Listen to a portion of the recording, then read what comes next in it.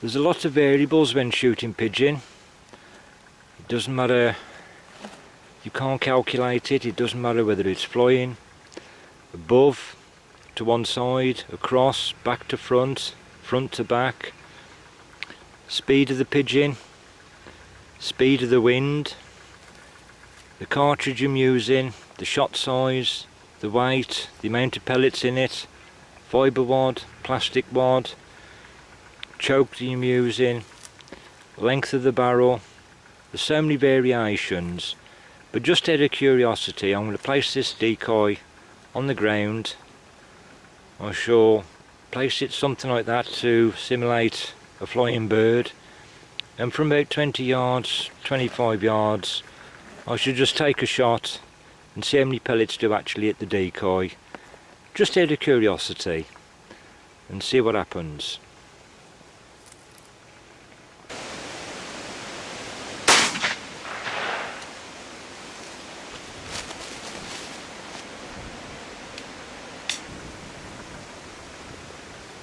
Well, that was fairly interesting.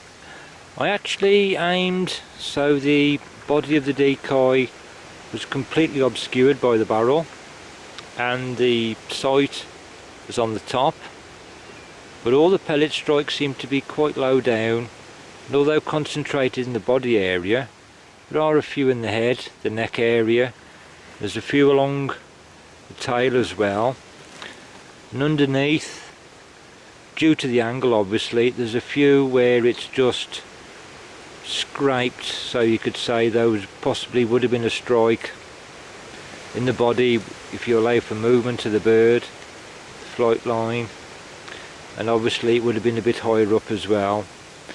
But it just goes to show there's a fairly wide spread.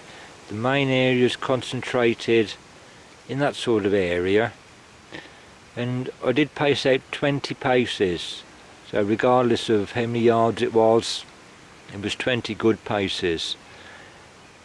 It's at the front of the head and around the lower beak and the throat area, and all those there would mainly hit the breast meat and the breastbone.